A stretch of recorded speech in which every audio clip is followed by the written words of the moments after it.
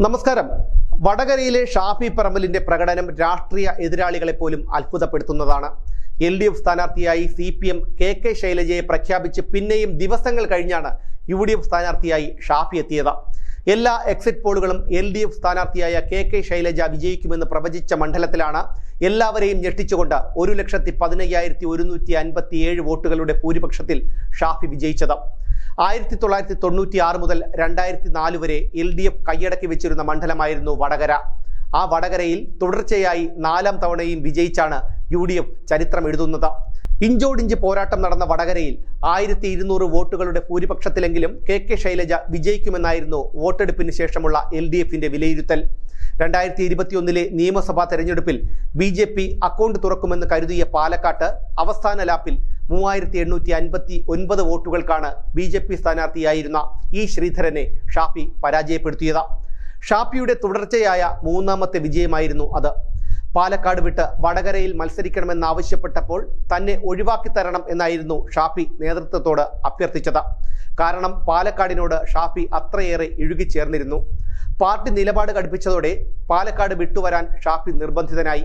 കരഞ്ഞുകൊണ്ടാണ് പാലക്കാട്ടുകാർ ഷാഫിയെ യാത്രയാക്കിയത്. കേരള രാഷ്ട്രീയ ചരിത്രത്തിൽ അത്യപൂർവമായിരുന്നു ആ യാത്രയയപ്പ്. KK ശൈലജയോട് തോറ്റ ഷാഫി പാലക്കാട്ടേക്ക് തന്നെ മടങ്ങിയെത്തുമെന്ന ഇടതുപക്ഷ സൈബർ സഖാക്കൾ സമൂഹ മാധ്യമങ്ങളിൽ ട്രോളുകൾ ഇറക്കി. പുലർച്ചെ 1 മണിക്കും 2 മണിക്കുമൊക്കെ സ്ഥാനാർത്ഥിയായ ഷാഫിയെ കാണാൻ ആളുകൾ കാത്തുനിന്നു. കാരണം നിശ്ചയിച്ചതിലും വളരെയധികം വൈകിയാണ് പലപ്പോഴും ഷാഫിയുടെ പ്രചാരണ പ്രസംഗങ്ങൾ അവസാനിച്ചിരുന്നത്. ഷാഫിയെ കാണാൻ കാത്തുനിന്നതും ഷാഫിയുടെ ചുറ്റുമുള്ളതുമൊന്നും വടകരയിലെ ആൾക്കാരല്ല എന്നായിരുന്നു CPMന്റെ പ്രചാരണം. എന്നാൽ ഷാഫിയെ പിന്തുടർന്നവരെല്ലാം വോട്ടായി മാറി എന്നുള്ളത് ഇപ്പോൾ തെളിഞ്ഞു കഴിഞ്ഞിരിക്കുന്നു. എന്തുകൊണ്ടാണ് KK ശൈലജ ഇത്രയേറെ വോട്ടുകളുടെ ഭൂരിപക്ഷത്തിൽ പരാജയപ്പെട്ടത്? വടകരക്കാരുടെ മനസ്സിൽ മായാതെ ഒരു മുറിവ് കിടപ്പുണ്ട്. TP ചന്ദ്രശേഖരൻ എന്ന ഒരിക്കലും ഉണങ്ങാത്ത മുറിവ്.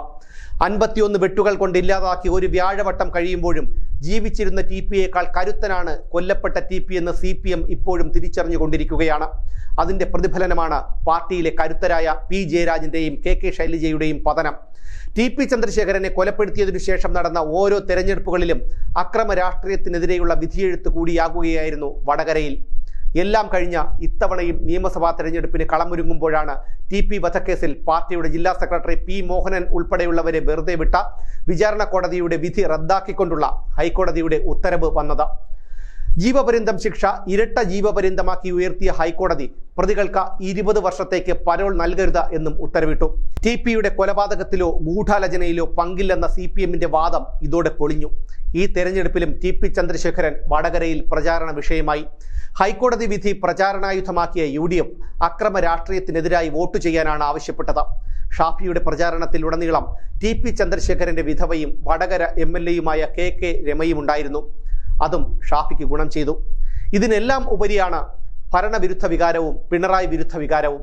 പിൻവാതിൽ നിയമനം, മുടങ്ങിയ ക്ഷേമ പദ്ധതികൾ, മാസപ്പടി, നവകേരള സർക്കിട്ട്, ധൂർത്ത് ഇതെല്ലാം വടകരയിൽ KK ശൈലജയുടെ പരാജയത്തെ സ്വാധീനിച്ചിട്ടുണ്ട്.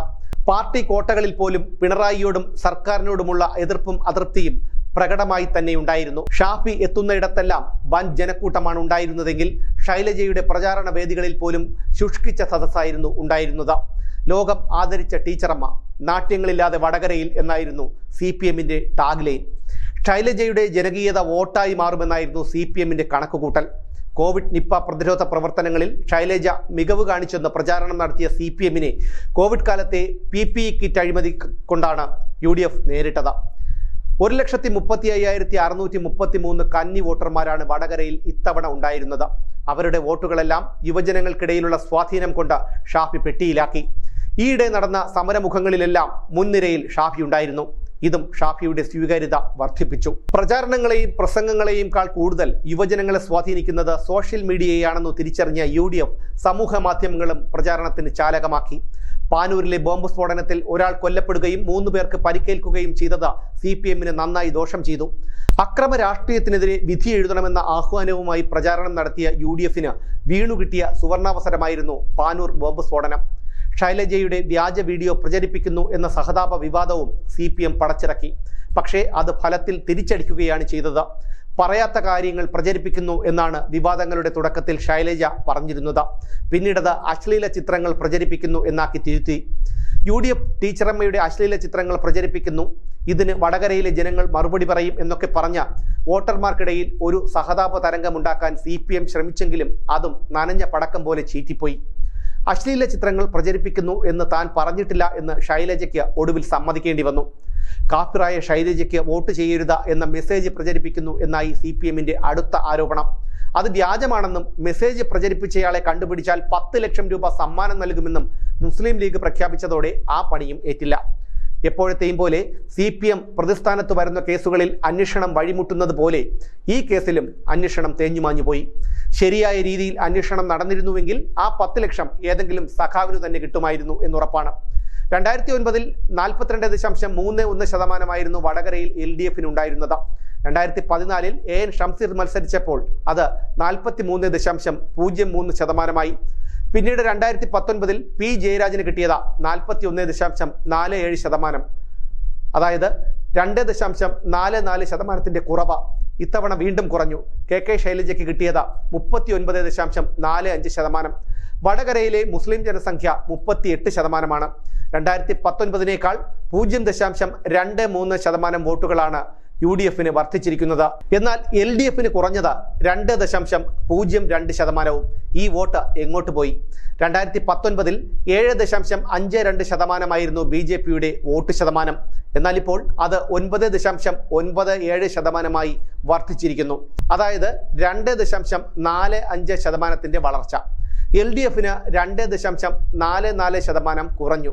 BJPക്ക് 2.45% കൂടി. അതായത് LDFന് കുറഞ്ഞ വോട്ടിന്റെ വലിയൊരു ശതമാനം BJPക്ക് കിട്ടിയിരിക്കുന്നു. ഇതിന് കാരണം മറ്റൊന്നുമല്ല, പിണറായി വിരുദ്ധ വികാരവും സർക്കാർ വിരുദ്ധ വികാരവും ജനങ്ങൾക്ക് മുമ്പത്തെക്കാളേറെയുണ്ട് എന്ന് തന്നെയാണ്. അതാണ് മാൻഡ്രേക്ക് എഫക്റ്റ്. വടകരയിലെ KK ശൈലജയുടെ ദയനീയ പരാജയത്തിനു കാരണവും മറ്റൊന്നല്ല, പിണറായി വിരുദ്ധത തന്നെയാണ്.